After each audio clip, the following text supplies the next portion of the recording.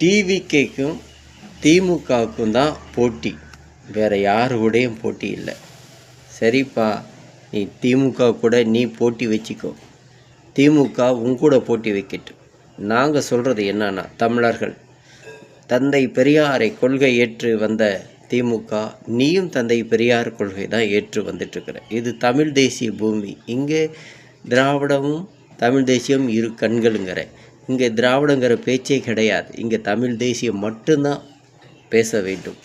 அப்படி பேச முடியலன்னா 2 பேரும் நீங்கள் அந்நியர்கள், பொட்டி கட்டி நீங்கள் கிளம்புங்கப்பா உங்கள் சொந்த ஊருக்கு. இங்கே என்ன வேலை உங்களுக்கு?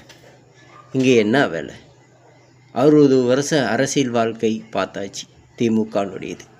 மண்ணு உன்னுடைய அரசியல் வாழ்க்கை பார்த்துட்டோம், அதுவும் மண்ணு தான். எப்படி சொல்கிற அப்படின்னு கேட்குறியா? இது தமிழர் மண். இங்கே வேலு நாச்சியார், கக்கன், தீரன், சில்லமலை, வஉசி, கப்பலோட்டிய தமிழன், அப்படி சொல்லிக்கிட்டே போகலாம். இத்தனை பெரியார்கள் இங்கே இருக்கிறாங்க. எங்கேருந்தோ கர்நாடகாவிலிருந்து வந்த பெரியார் எங்களுக்கு பெரியார் இல்லை.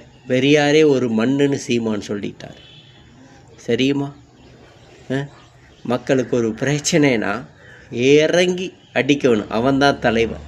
31 நாள் பிறகு நீ மகாபலிபுரத்தில் மக்களை அங்கே கூப்பிட்ற, உன் இடத்துல பனையூர் ஜமீனா, நீ உன் இடத்துல கூப்பிட்ற, நீ வாங்க அப்படின்னு. மக்களுக்கு ஒரு பிரச்சனை களத்தில் ஏறி இறங்கி அடிக்கிறான் பாரு சீமான் மாதிரி, அது மாதிரி ஆளுதான் வேணும். நீ என்ன பண்ணுற? 31 நாள் வயசுக்கு வந்த பொம்பளை புள்ள மாதிரி உள்ளே போய் வீட்டில் தாள் போட்டுக்கிட்டு 40வது நாள் என்னை பார்க்க வர்றவங்களாம் வாங்க மகாபலிபுரம் பனையூருக்கு அப்படிங்கிற. எந்த விதத்தில் உன்னை தலைவனாக ஏற்றுக்கிறாங்கன்னு இந்த முட்டாள் பையனுக்கு தெரியல. இந்த முட்டாள் பையன் தமிழ் மக்கள் இந்த பொடியன்களுக்கு ஒன்றும் புரியலை. நீ எல்லாம் தலைவனா? சரிப்பா, நீ அரசியலுக்கு வராத முன்னாடி 200 கோடி 300 கோடி சம்பளம் வாங்கினேன். அப்போ உனக்கு சமூக ஆர்வம் இருந்ததா? மக்களுக்கு ஹெல்ப் பண்ணலான்னு? அதுவும் கிடையாது. உன்னை எந்த விதத்தில் இவனுங்களாம் தலைவன் ஏற்றுக்கிறாங்கன்னு எனக்கு ஒன்றுமே புரியலை. ஏற்கனவே ஒருத்தன் திராவிடன் சொல்லிட்டு 60 வருடமாக தமிழர் நிலத்தில் ஆண்டு கொண்டு மண்ணாக்கிட்டான். நீயும் ஒரு மண் ஆக்க போறியா?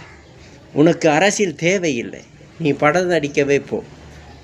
31 நாள் கிருமிச்சு வெளிவந்து நீ பேட்டி விடுற, நீ எல்லாம் ஒரு தலைவன் ஏற்றுக்க வேண்டியது கேவலமடா.